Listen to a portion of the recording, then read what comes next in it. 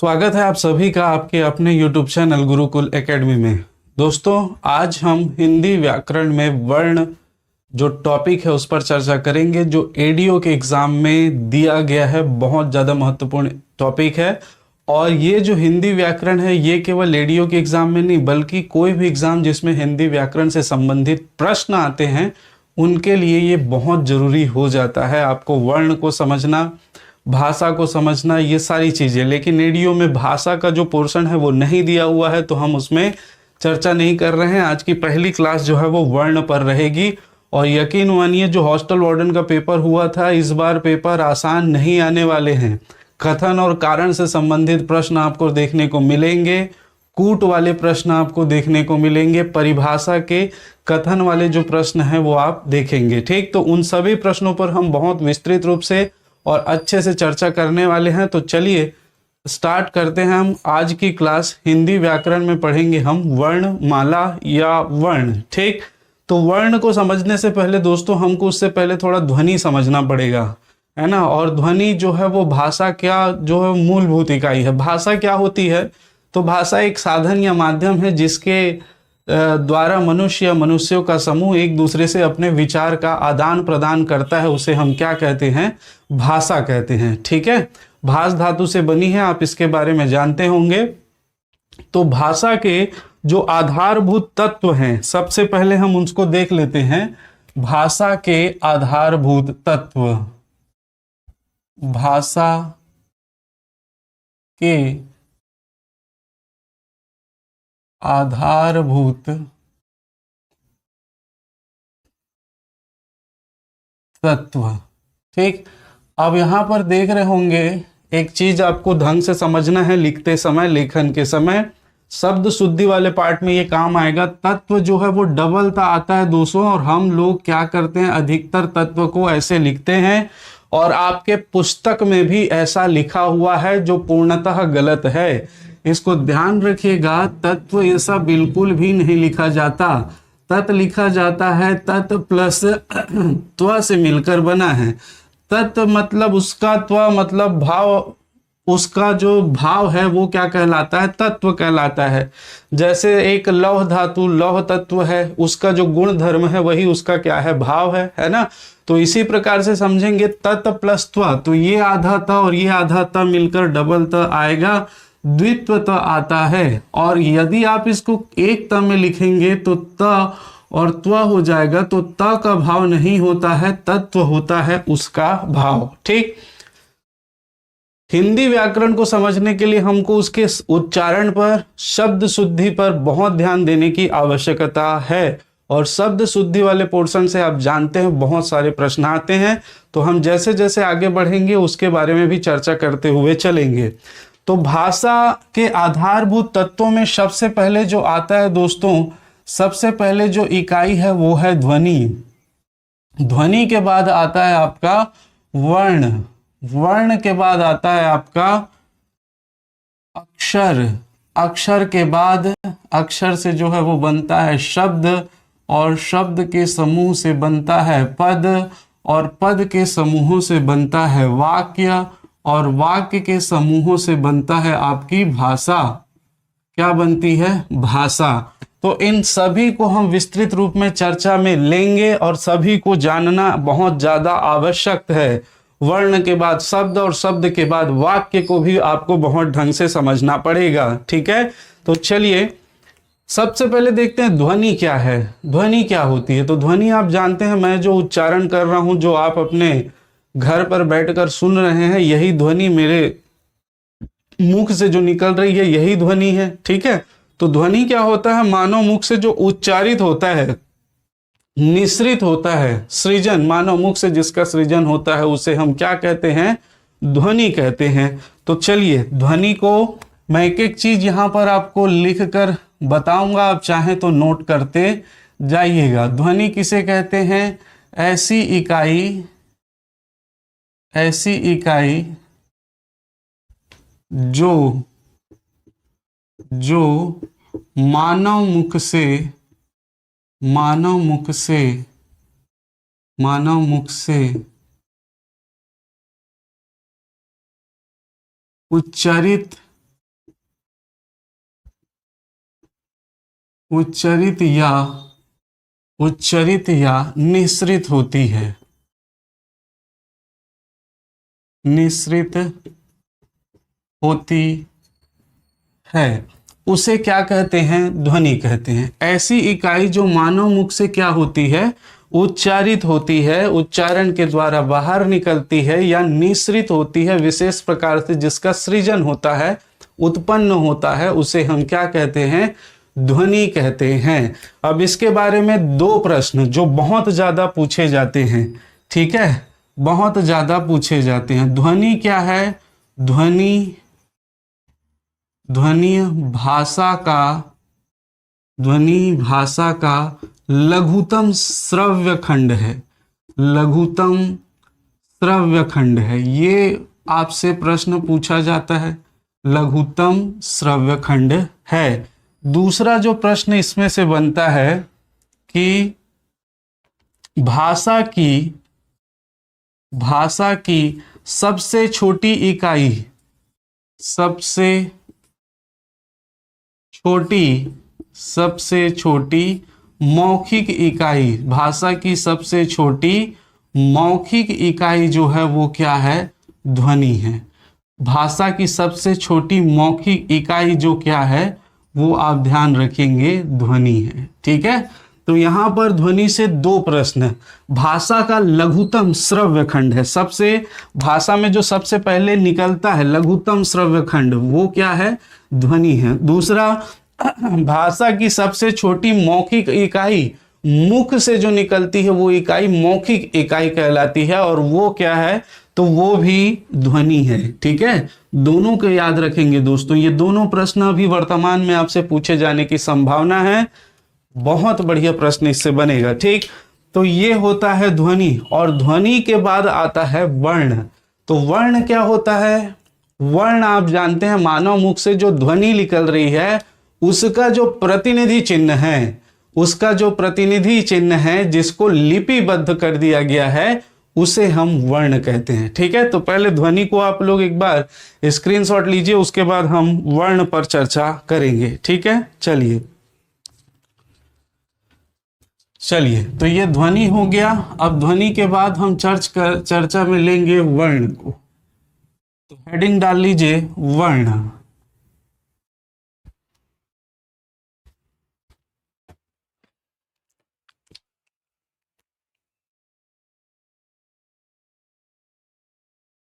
वर्ण, अब वर्ण क्या है? वर्ण क्या है? तो मैंने बताया, मानव मुख से जो उच्चारित होता है, ठीक है, स्वतंत्र और सार्थक रूप से उच्चारित ध्वनि संकेतों के प्रतिनिधि चिन्ह को क्या कहते हैं? हम वर्ण कहते हैं, जिसको लिपिबद्ध कर दिया गया है। जैसे मैंने जो उच्चारण किया उसका एक प्रतिनिधि चिन्ह जो लिपिबद्ध है, उसे ही हम क्या कहते हैं? वर्ण कहते हैं। पहले हम परिभाषा लिखते हैं, उसके बाद मैं आपको इसको विस्तृत रूप से समझाता हूं। ठीक है, तो क्या मानव मुख से स्वतंत्र व सार्थक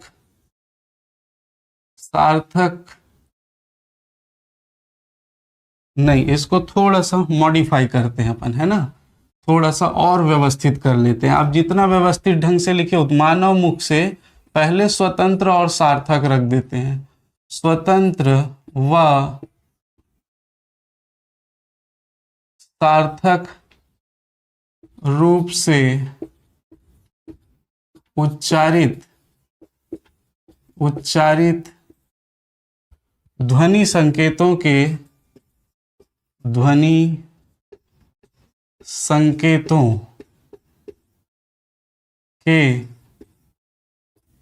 प्रतिनिधि चिन्ह को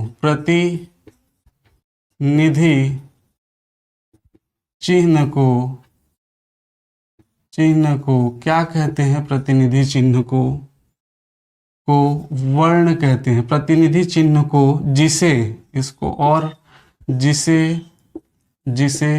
लिपिबद्ध कर दिया गया है, लिपिबद्ध कर दिया गया है, लिपिबद्ध कर दिया गया है, लिपिबद्ध कर दिया गया है उसे क्या कहते हैं? उसे वर्ण कहते हैं, उसे वर्ण कहते हैं। ठीक है, ठीक। तो इसको वर्ण कहते हैं, इसका मतलब मैंने एक ध्वनि निकाली, उस ध्वनि संकेत का एक प्रतिनिधि चिन्ह है जिसे हम वर्ण कहेंगे। ठीक है, जैसे मैंने एक ध्वनि निकाली अ, ठीक, तो अ के लिए जो प्रतिनिधि चिन्ह है वो ये है। जैसे मैंने ध्वनि निकाली क, तो क के लिए प्रतिनिधि चिन्ह ये है। वैसे ही माँ, वैसे ही सा, वैसे ही छ और च इत्यादि। तो ये हमारे मुख से जो निकल रहा है उसका क्या है? ये प्रतिनिधि चिन्ह है और इसे ही हम क्या कहते हैं दोस्तों? वर्ण कहते हैं। इसे ही क्या कहते हैं? वर्ण कहते हैं। ठीक है, अब ये तो ठीक है, लेकिन एक समस्या यहाँ पर भी आई। जैसे हमने कहा मानव मुख से स्वतंत्र व सार्थक रूप से उच्चरित, तो मैंने एक शब्द कहा राम, तो ये राम भी सार्थक रूप से उच्चरित है। और मैंने एक शब्द कहा सुशील, तो ये भी सार्थक रूप से उच्चरित है और इसका भी प्रतिनिधि चिन्ह है जो आप देख रहे हैं, देख रहे हैं। तो क्या ये भी वर्ण है? क्या ये भी वर्ण है? क्या नहीं है, ये तो शब्द है। तो इसी को ही स्पष्ट करने के लिए, क्योंकि ये वर्ण नहीं है, हमारे एक भाषा शास्त्री जो व्याकरण के जानकार हैं, भाषाविद हैं, जिसका नाम है किशोरी दास वाजपेयी, पंडित किशोरी दास वाजपेयी, किशोरी दास वाजपेयी। और ये किशोरी दास वाजपेयी ने दोस्तों एक और लाइन इसमें जोड़ा कि जिसका और कोई खंड ना किया जा सके, जिसका और कोई खंड ना किया जा सके, ना किया जा सके, या जिसका और कोई खंड ना हो या ना किया जा सके, उसे हम क्या कहेंगे? वर्ण कहेंगे। ओके, अब ये सार्थक होगा। क्यों? क्योंकि ये आ है, बा है ना, चा है, या है, इन सब का और खंड हो सकता है क्या? नहीं हो सकता। लेकिन इसका जो है वो खंड हो सकता है, रा और माँ खंड हो गया। वैसे भी सुशील का खंड हो सकता है। तो ये जो है वो शब्द है, ना कि वर्ण। अब हमारी परिभाषा इस रूप में बिल्कुल सार्थक है। ठीक है, तो वर्ण किसे कहेंगे? वर्ण उसे कहेंगे जो मानव मुख से सार्थक रूप से या मानव मुख से उच्चारित स्वतंत्र व सार्थक ध्वनियों के प्रतिनिधि चिन्ह को वर्ण कहेंगे, जिसे लिपिबद्ध किया गया हो और जिसका और कोई खंड ना किया जा सके। क्या कहलाता है? वर्ण कहलाता है। एक प्रश्न बहुत ज्यादा पूछा जाने वाला है कि कुल वर्ण कितने हैं और मूल वर्ण कितने हैं? कुल वर्ण कितने हैं और मूल वर्ण कितने हैं? हालांकि इसको जब हम पूरा वर्ण पढ़ेंगे तो ज्यादा स्पष्ट रूप से समझ में आएगा। वैसे मैं बता देता हूं, कुल वर्णों की संख्या मानी गई है 52 हमारे हिंदी निदेशालय द्वारा, और मूल वर्णों की संख्या मानी गई है 44। अब ये 52 कब आएगा, 44 कब आएगा और इसकी क्या परिस्थिति होगी, इसको पूरा वर्ण जब पढ़ लेंगे तब एकदम स्पष्ट रूप से क्लियर हो जाएगा। ठीक है, कुछ लोग 57 भी माने हैं, तो ये 57 का आंकड़ा कहां से आया इसको भी हम बाद में देखेंगे। तो इसे आप एक बार क्या कीजिए, नोट डाउन कीजिए, उसके बाद हम चलते हैं, या स्क्रीनशॉट ले लीजिए, जैसी आपकी इच्छा। चलिए, चलो, तो ये हो गया हमारा वर्ण। अब हम बात करें वर्णों के प्रकार पर। ठीक है, अब हम बात करेंगे किस पर? वर्णों के प्रकार।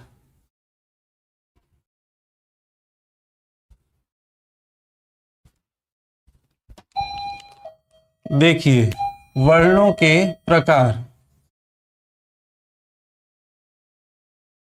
वर्णों के प्रकार,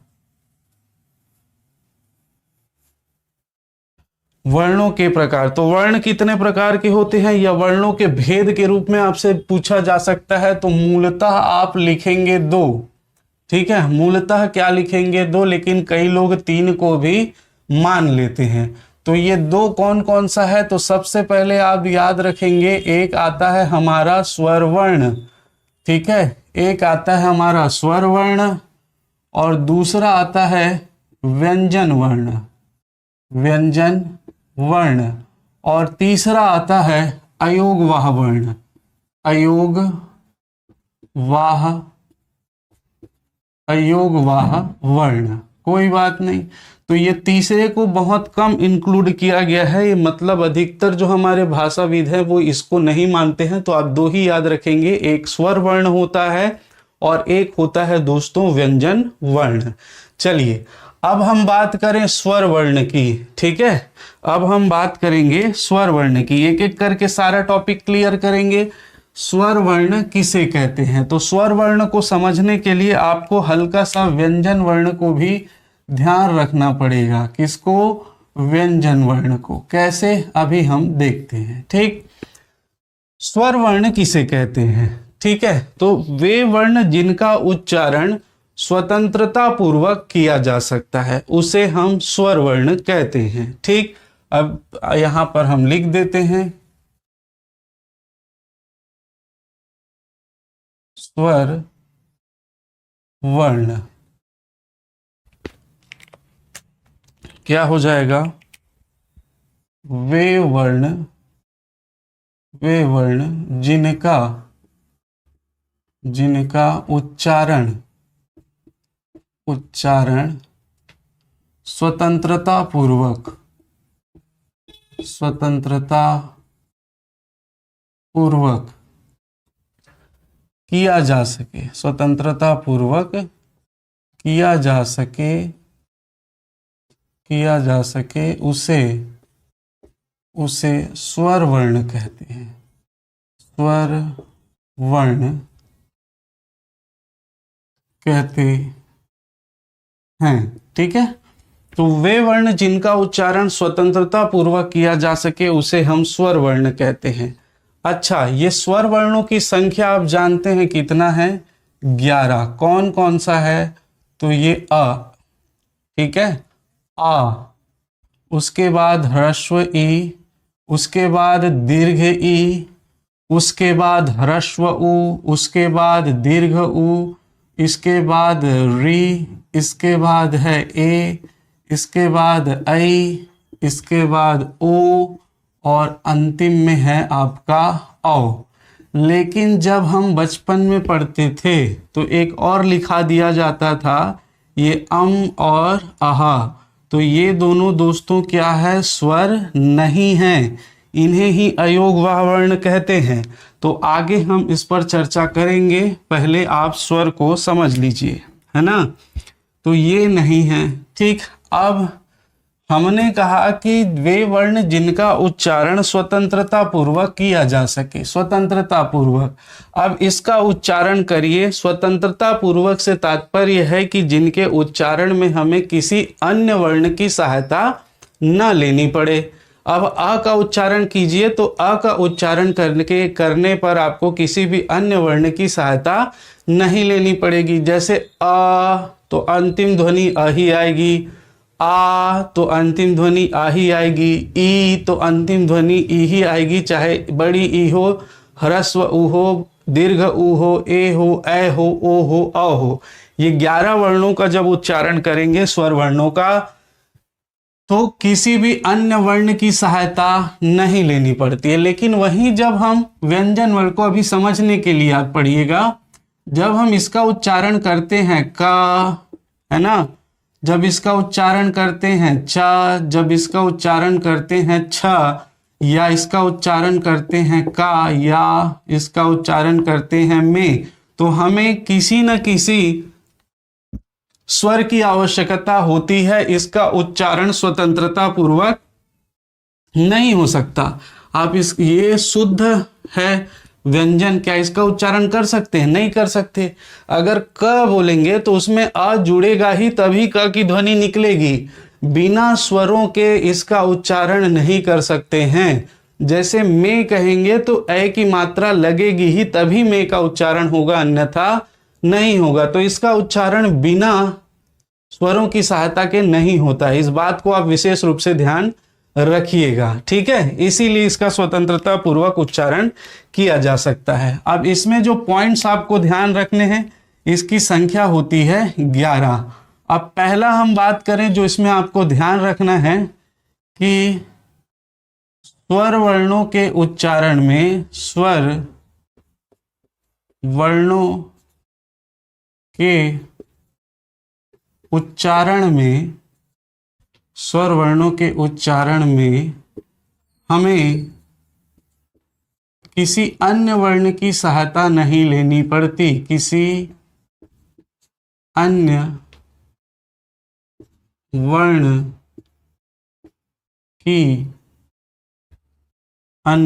की सहायता नहीं लेनी पड़ती, नहीं लेनी पड़ती, ठीक है। अभी हमने देखा है कि स्वर वर्णों का जब हम उच्चारण करते हैं तो हमें किसी भी अन्य वर्ण की सहायता नहीं पड़ती, वे स्वतंत्रता पूर्वक उच्चारित हो जाते हैं, ठीक है। इसके बाद इसमें और जो प्रश्न बनता है कि जब हम स्वर वर्ण का उच्चारण करते हैं तो प्राणवायु मुख विवर से सीधे अंदर से बाहर की ओर बिना किसी बाधा के निकल जाती है, उसे भी हम स्वर वर्ण, कई प्रकार से परिभाषा पूछ सकता है, तो आप एक एक पॉइंट को ध्यान रखिएगा, ठीक है। तो यहाँ पर दूसरा जो हमको बात ध्यान रखनी है कि इनके मतलब स्वर वर्णों के, इनके उच्चारण में प्राणवायु, इनके उच्चारण में प्राणवायु बिना किसी बाधा या अवरोध के, बिना किसी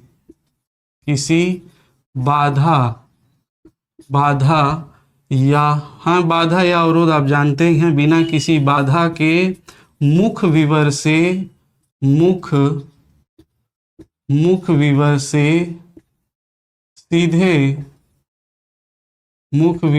सीधे अंदर से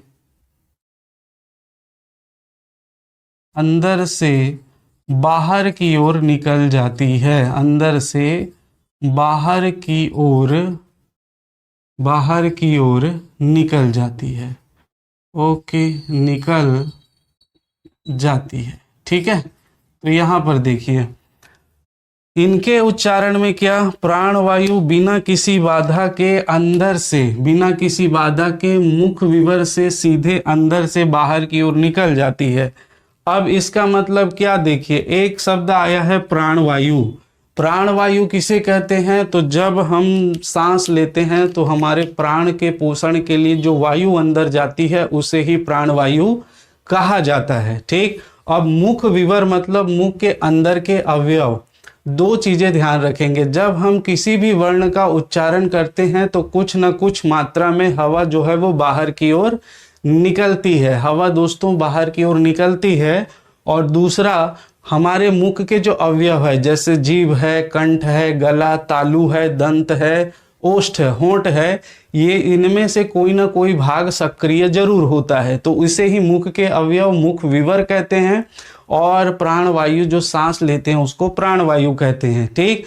तो मुख के अंदर से प्राणवायु सीधे बाहर की ओर निकल जाती है, उसे कोई भी बाधा नहीं होती। जैसे आप अ का उच्चारण कीजिए, अ, हवा सीधे बाहर, आ, हवा अंदर से सीधे बाहर, ई उ ए ओ औ। आप कोई भी उच्चारण करेंगे तो हवा बिना किसी बाधा के निर्बाध बाहर निकलती है। लेकिन वहीं पर हम बात करें व्यंजन वर्णों के, आप उच्चारण कीजिए क, आप उच्चारण कीजिए च, छ, तो आप देख रहे हैं हवा घर्षण के साथ, बाधा के साथ बाहर निकलती है, ठीक है। तो इसे याद रखेंगे, व्यंजन में बाधा सहित हवा बाहर निकलेगी और स्वर में बाधा रहित प्राणवायु बाहर की ओर निकलती है, ठीक। तो इसे आप ध्यान रखेंगे, है ना। चलिए, अब स्वरों की संख्या के संबंध में अगर पूछता है कुल स्वर कितने हैं तो भी 11, स्वरों की संख्या है तो भी 11। संस्कृत में 13 होते हैं लेकिन हिंदी में कितने होते हैं, 11 होते हैं, ठीक। इसके बाद इसमें तीसरा पॉइंट आपको और याद रखना है क्या, कि ये सभी स्वर जो हैं वो क्या होते हैं, सभी स्वर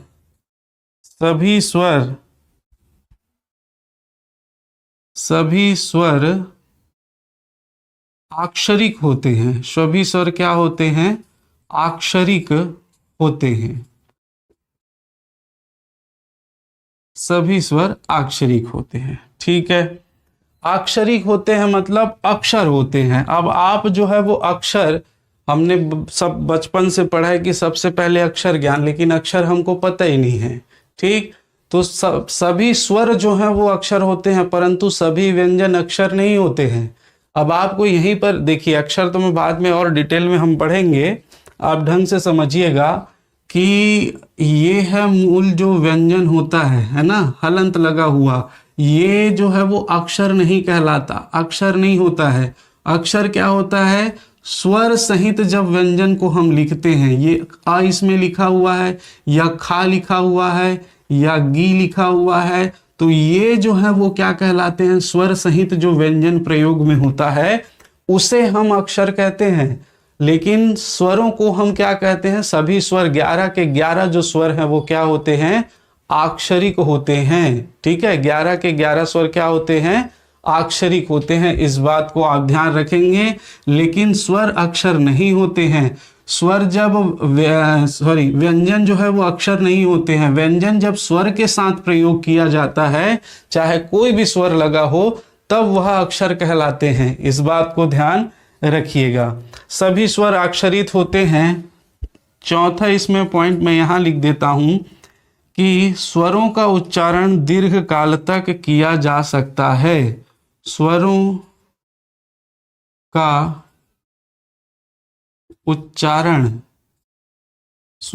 उच्चारण दीर्घ काल तक किया जा सकता है, दीर्घ काल तक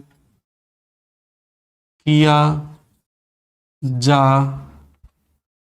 सकता है, ठीक है। इसका मतलब क्या, इसका मतलब ये जो 11 स्वर हैं इनका आप उच्चारण करेंगे तो लंबे समय तक वही ध्वनि निकलेगी जो इसकी ध्वनि है। जैसे कितना भी लंबा खींचिए, आ ई ऊ री आदि, उसका अंतिम ध्वनि वही ही होगा, ठीक है। परंतु आप क का उच्चारण, व्यंजन वर्ण का उच्चारण लंबे समय तक नहीं कर सकते। जैसे आप माँ बोलेंगे तो बोलते ही जो अंतिम ध्वनि निकलेगी वो अ निकलेगी, माँ, अंतिम ध्वनि अ, तो इसका उच्चारण दीर्घ काल तक नहीं कर सकते। जैसे खा, अंतिम ध्वनि अ, जैसे गी, अंतिम ध्वनि ई, जैसे के, अंतिम ध्वनि ए। तो यहाँ पर हम देखते हैं कि व्यंजन वर्णों का उच्चारण दीर्घ काल तक नहीं किया जा सकता है, ठीक है। ये पॉइंट पूछा गया था। इसके बाद आप 5वां पॉइंट याद रखेंगे, और सभी स्वराक्षरिक स्वरों का उच्चारण दीर्घ काल तक, और मात्रा केवल स्वर की होती है, मात्रा केवल स्वर की होती है, या मात्रा केवल स्वरों की होती है। अब देखिए, मात्रा केवल स्वरों की, आप जो मात्रा आज तक पढ़ते आए हैं, मात्रा केवल स्वरों की होती है। जो हम ये मात्रा लगाते हैं ओ, और यही जो है मात्रा कहते हैं, लेकिन मात्रा ये नहीं है। आप देखेंगे अभी बहुत डेप्थ में प्रश्न पूछा जाता है। इससे पहले व्यापम ने पूछा था वर्तनी क्या होती है।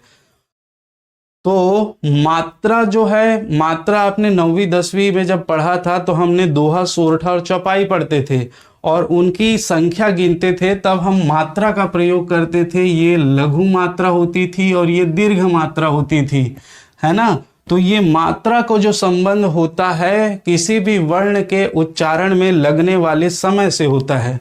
मात्रा का संबंध किससे होता है, किसी भी वर्ण के उच्चारण में जो समय लगता है उसे हम मात्रा कहते हैं, और ये मात्रा हम इसी आधार पर गिनते थे। तो इसके कहने का मतलब मात्रा केवल स्वरों की होती है, केवल स्वरों की ही मात्राएं गिनी जाती है, केवल स्वरों की ही मात्राएं गिनी जाती है। व्यंजन वर्ण की मात्रा या व्यंजन वर्ण नहीं गिना जाता। मात्रा किसकी होती है, स्वरों की, ठीक है, तो ये स्वर के संबंध में आप इन बातों का विशेष ध्यान रखेंगे, आने वाले समय में इनसे प्रश्न बनने की संभावना है। उच्चारण स्वतंत्रता पूर्वक किया जा सकता है। दूसरा, स्वरों की संख्या 11 होती है, अम और अह स्वर नहीं है, अयोगवाह वर्ण है। स्वर वर्णों के उच्चारण में हमें किसी अन्य वर्ण की सहायता नहीं लेनी पड़ती है, आप जानते हैं। इसके उच्चारण में प्राणवायु बिना किसी बाधा के मुख विवर से सीधे अंदर से बाहर की ओर निकल जाती है। ठीक है, सभी स्वर अक्षरिक होते हैं, मैंने अभी बताया सभी स्वर अक्षर हैं। स्वरों का उच्चारण दीर्घ काल तक किया जा सकता है, परंतु व्यंजन वर्ण का नहीं, और मात्रा केवल स्वरों की होती है। अगर इसमें से प्रश्न पूछना होगा तो इससे बाहर प्रश्न नहीं बनेगा। स्वरों की संख्या कैसे भी पूछे, कुल स्वर या स्वर 11, लेकिन मूल स्वर अलग होगा, वो आप आगे देखेंगे। ठीक, तो इसको आप नोट डाउन कीजिए। आगे हम और भी इसके प्रकारों पर चर्चा करेंगे। ठीक है, चलिए अब हम बात करें स्वरों का विभाजन या स्वरों के भेद। अभी हमने वर्णों के प्रकार देखे, उसमें 3 प्रकार हैं, परंतु 2 प्रकार मान्य हैं, स्वर और व्यंजन वर्ण, और उसी पर हम आगे चर्चा करेंगे स्वरों के भेद या स्वरों के प्रकार पर। ठीक है, वैसे स्वरों के प्रकार जो कई आधार पर हम देखेंगे, परंतु एक एक करके, है ना। देखिए, हेडिंग डालो, स्वरों का वर्गीकरण, स्वरों का वर्गीकरण या विभाजन।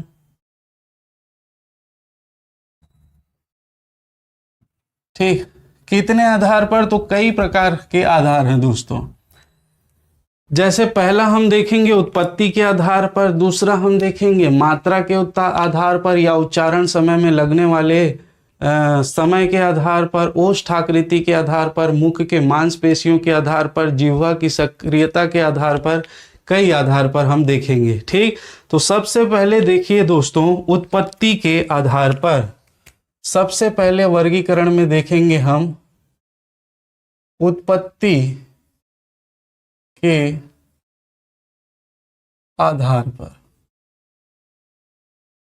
ठीक है, उत्पत्ति के आधार पर। ठीक, तो उत्पत्ति के आधार पर ये कितने प्रकार के होते हैं, वैसे तो 2, लेकिन कई बार 3 भी लिया जाता है। अब ये 3 आप कब लेंगे, कैसे लेंगे, ये मैं बताऊंगा।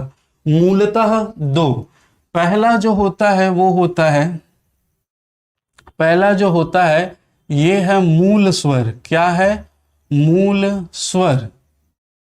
ठीक है, और दूसरा जो है हम देखते हैं वो है आपका, दूसरा को कहते हैं दोस्तों संध्य स्वर, संध्य स्वर। तो ये 2 प्रकार के इसके भेद हैं, पहला मूल स्वर और दूसरा संध्य स्वर।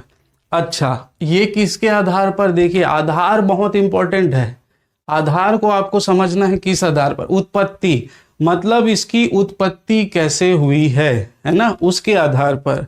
तो सर्वप्रथम बात करें हम लोग मूल स्वर की, तो मूल स्वर की उत्पत्ति के संबंध में हमें कोई भी जानकारी नहीं मिलती है। ठीक है, मूल स्वरों के उत्पत्ति के संबंध में हमें कोई भी जानकारी नहीं मिलती है, इसीलिए हम इसको क्या कहते हैं, मूल। इसकी उत्पत्ति के स्रोत का कोई भी अता पता नहीं है।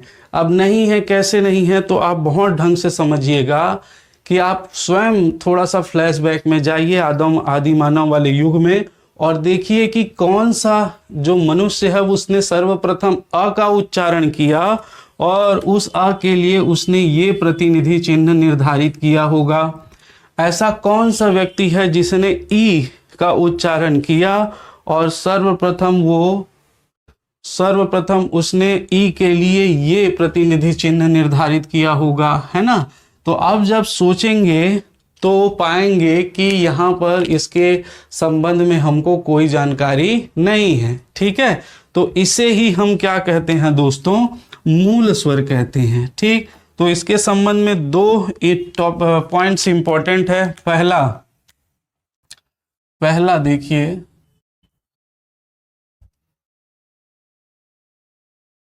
मूल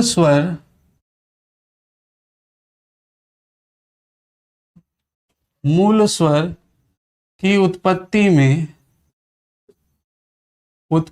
में किसी अन्य वर्ण का योगदान नहीं है, किसी अन्य वर्ण उत्पत्ति में किसी अन्य वर्ण का योगदान नहीं होता है। इसको कई प्रकार से घुमा के आपको पूछा जा सकता है, ठीक है। मूल स्वर की उत्पत्ति में किसी अन्य वर्ण का योगदान नहीं होता है, इसे कई प्रकार के से घुमा के आपको पूछा जा सकता है, ठीक। दूसरा यहीं पर आपको एक पॉइंट याद रखना है, क्या कि जिन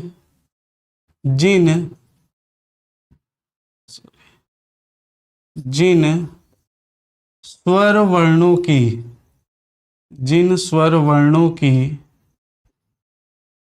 की उत्पत्ति का अता पता न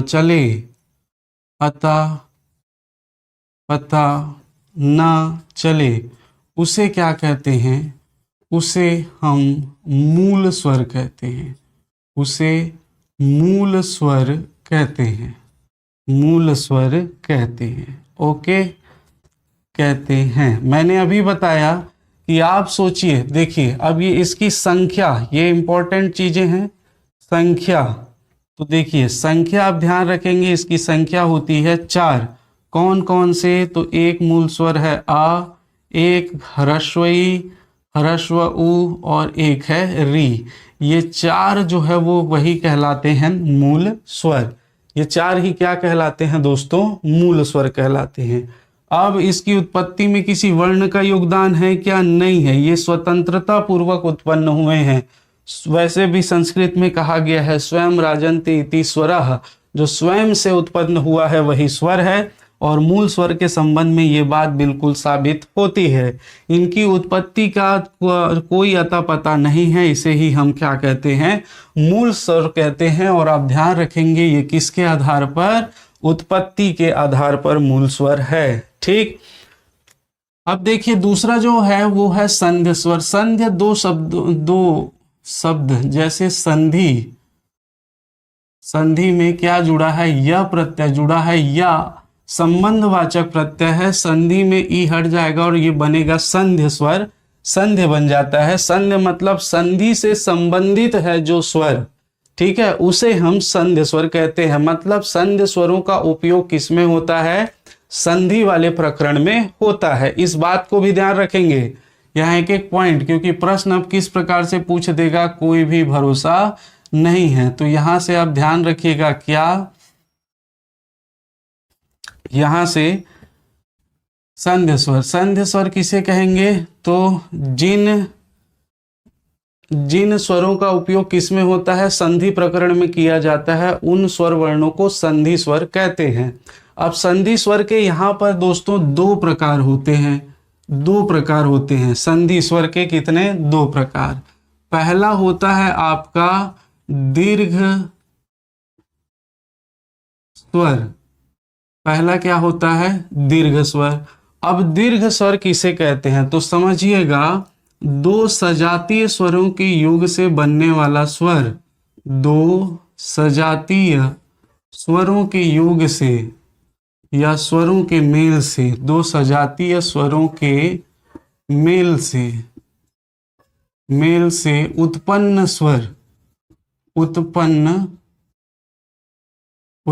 स्वर क्या कहलाता है?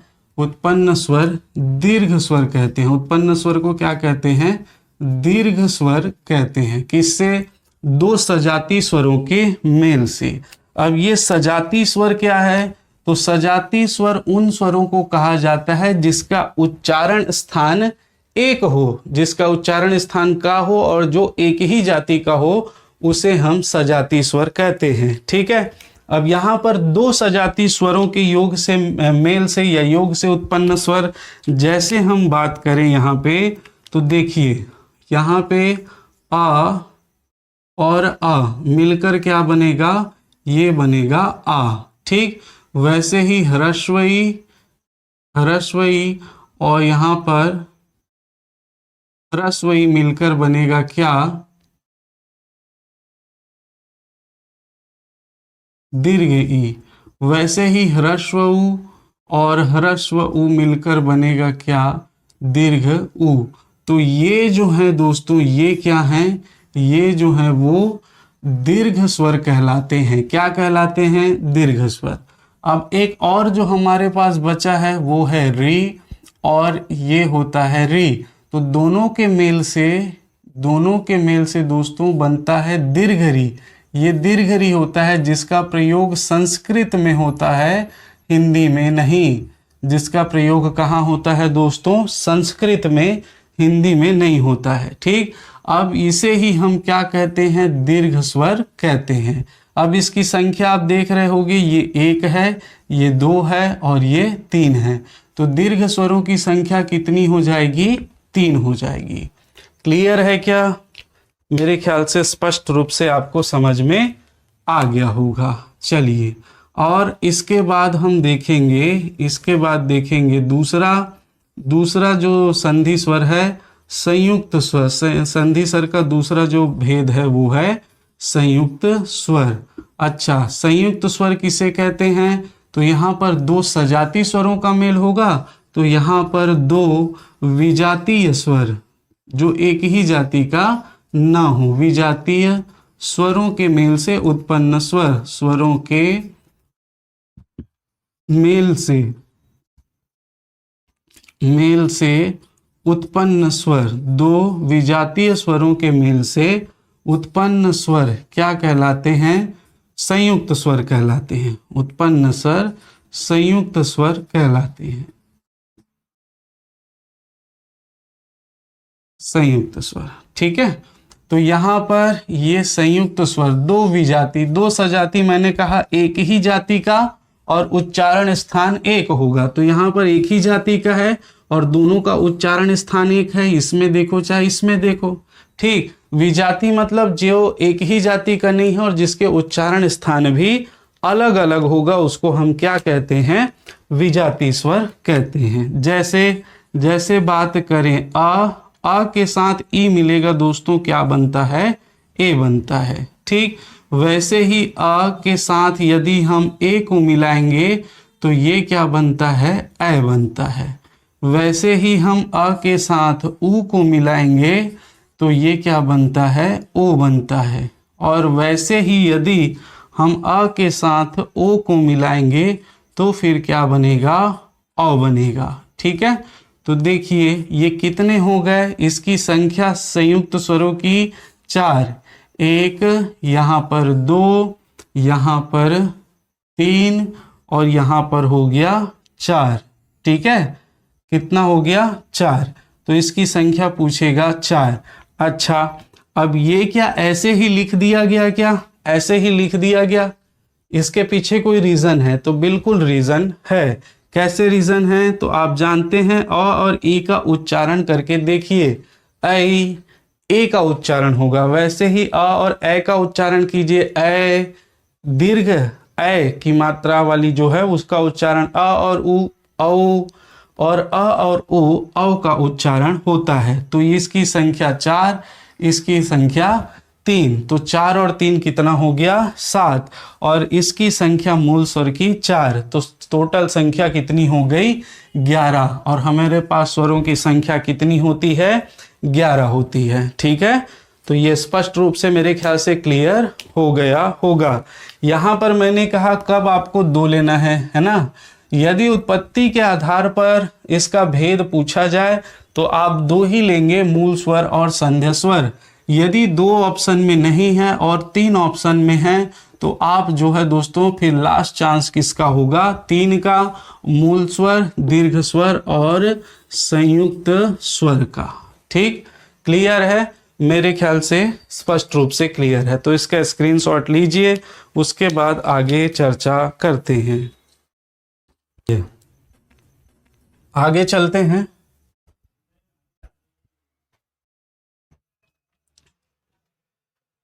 आगे हम देखेंगे इसका दूसरा वर्गीकरण, और इस दूसरे वर्गीकरण का आधार है ओष्ठ आकृति के आधार पर।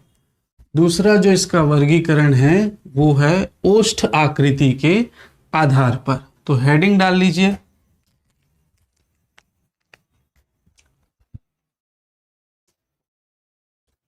ओष्ठ आकृति के आधार पर।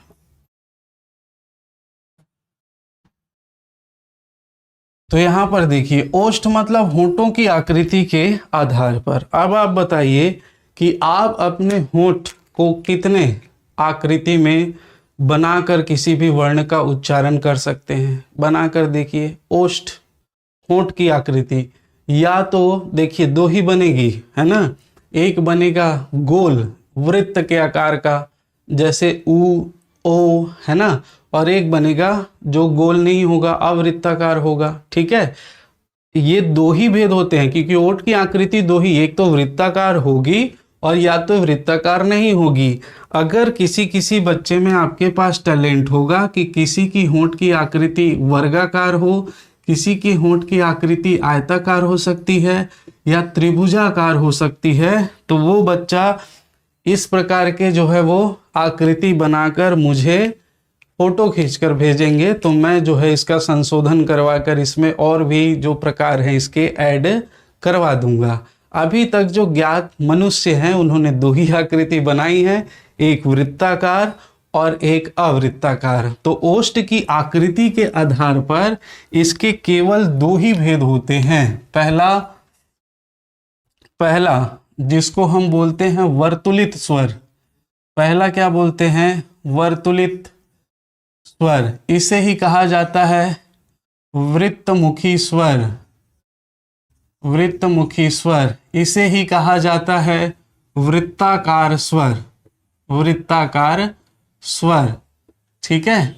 इसके बाद देखिए दूसरा जो इसका भेद है, वो दूसरा भेद है आपका, दूसरा भेद हो जाएगा आपका अवर्तुलित स्वर।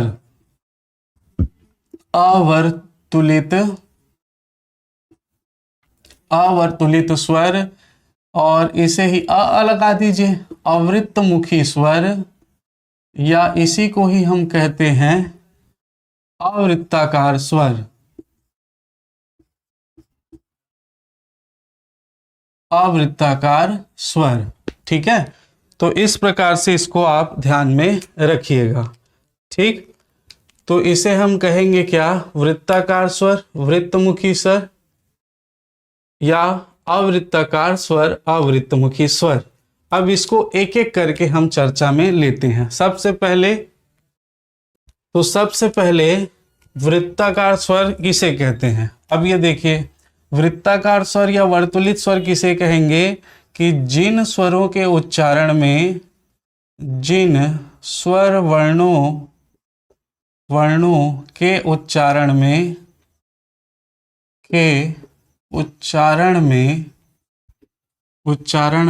ओष्ठ की आकृति, ओष्ठ मतलब होंठ की आकृति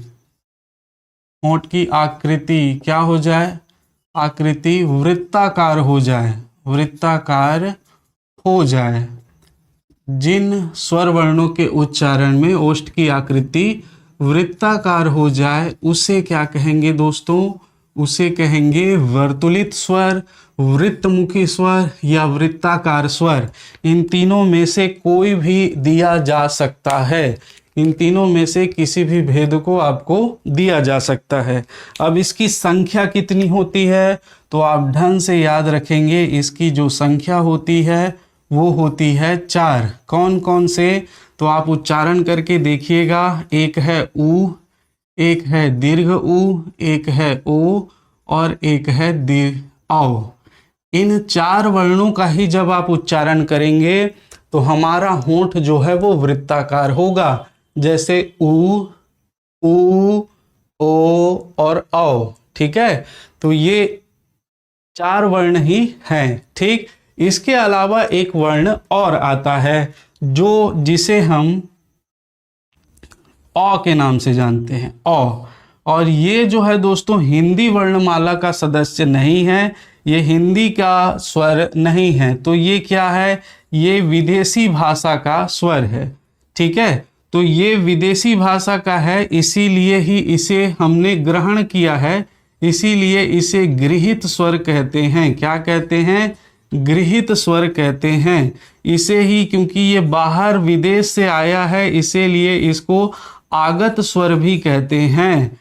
इसीलिए इसको मेहमान है हमारा, तो मेहमान स्वर भी कहते हैं, इसे ही विदेशज स्वर भी कहते हैं। तो कई नाम से हम इसको जानते हैं। ठीक, आप जानते हैं कॉलेज, हॉस्पिटल, इसमें हम इसका प्रयोग करते हैं। ठीक है, तो ये विदेशज स्वर भी किसका उदाहरण है, वर्तुलित स्वर, वृत्तमुखित स्वर या वृत्ताकार स्वर का। परंतु यहाँ पर आप ढंग से याद रखेंगे, यदि वृत्ताकार स्वर, वर्तुलित स्वर या वृत्तमुखी स्वर आपसे पूछता है तो आप इसकी संख्या 4 ही लेंगे, क्योंकि ये बाहर का है, हमारा नहीं है, इसलिए इसको संख्या में नहीं लेते हैं। ठीक, अब आ जाइए आप लोग अवृत्ताकार स्वर या अवर्तुलित स्वर या वृत्तमुखी स्वर। तो जिन वर्णों का उच्चारण, जिन स्वर वर्णों का उच्चारण, स्वर वर्णों का उच्चारण करते समय जिन स्वर वर्णों का उच्चारण करते समय ओष्ठ की आकृति वृत्ताकार ना हो, वृत्ताकार ना हो, उसे क्या कहते हैं, उसे अवर्तुलित स्वर, अवृत्तमुखी स्वर या अवृत्ताकार स्वर कहते हैं। ठीक, अब हमारे पास स्वरों की संख्या कितनी है, 11 है। 11 में से 4 ये निकल गया, तो बचा क्या, एक बचा आ, एक बचा आ, एक बचा है आपका ई और दीर्घ ई, ए और ए। ठीक है, ये और क्या बच गया, री, एक जो बच गया है क्या, री। तो ये 7 जो हैं वो कहलाते हैं अवृत्ताकार स्वर। 7 जो कहलाते हैं वो क्या कहलाते हैं, मूल रूप से तो ये 7 अवृत्ताकार स्वर हैं, परंतु एक और विशेष चीज जो बहुत ढंग से प्रश्न पूछा जा सकता है, जहां से प्रश्न बन सकता है, अ को उदासीन स्वर में गिना जाता है। अ को किस में गिना जाता है, उदासीन स्वर में गिना जाता है, ये उदासीन स्वर कहते हैं। हालांकि ये अवृत्ताकार स्वर है, अवर्तुलित स्वर है, अवृत्तमुखी स्वर है, परंतु इसको अवृत्ताकार स्वर भी कहा जाता है, उदासीन स्वर भी कहा जाता है। क्यों, क्योंकि जब हम अ का उच्चारण करते हैं तो हमारा होंठ, हमारी जिह्वा, मुख के अवयव जहां है वहीं पर ही स्थिर हो जाते हैं, उदासीन हो जाते हैं। इसीलिए उदासीन मतलब उसमें कोई संवेदना नहीं रहती, इसीलिए इसको उदासीन स्वर कहते हैं। जैसे आप अ का उच्चारण कीजिए, अ, तो हमारा जीव, होंठ जहां है उसी स्थिति में क्या हो जाता है, स्थिर, इसीलिए इसको उदासीन स्वर में गिना जाता है। और ये वेरी वेरी आईएमपी है, जो आपसे पूछे जाने की संभावना है आने वाले आपके एडीओ के एग्जाम में इसी प्रकार के प्रश्न बनेंगे। तो इसकी संख्या पूछी जाए तो कितनी है, 7 है, ध्यान रखिएगा। अगर पूछा जाता है उदासीन स्वर को छोड़कर तो संख्या हो जाएगी 6, उदासीन स्वर को छोड़कर तो संख्या कितनी हो जाएगी, 6। तो इसकी संख्या, वर्तुलित स्वर की संख्या 4, अवर्तुलित स्वर की संख्या कितनी होती है, 7। और ये 7 और 4 कितना हो गया दोस्तों, तो 7 और 4 हमारा हो गया 11। ठीक है, तो दोस्तों आज हमने बहुत सारे स्पेशल विशेष तथ्यों पर चर्चा की, और आशा करता हूं आपको ये क्लास भी बहुत अच्छे से समझ में आई होगी। ठीक है, अगर क्लासेस अच्छी लगी है तो प्लीज सब्सक्राइब जरूर करने, लाइक कर दें, ताकि नेक्स्ट नोटिफिकेशन आपको मिल सके। तो आज की कक्षा यहीं पर विराम करते हैं। अगली कक्षा में हम लोग जो है वो और भी इसके जो भेद हैं उन पर चर्चा करेंगे, और बहुत सारे ऐसे तथ्य आपको दूंगा जो आपके एग्जाम में आपको काम आने वाले हैं। ठीक, तो आज के लिए इतना ही दोस्तों, आप सभी का बहुत बहुत धन्यवाद। जय हिंद, जय भारत।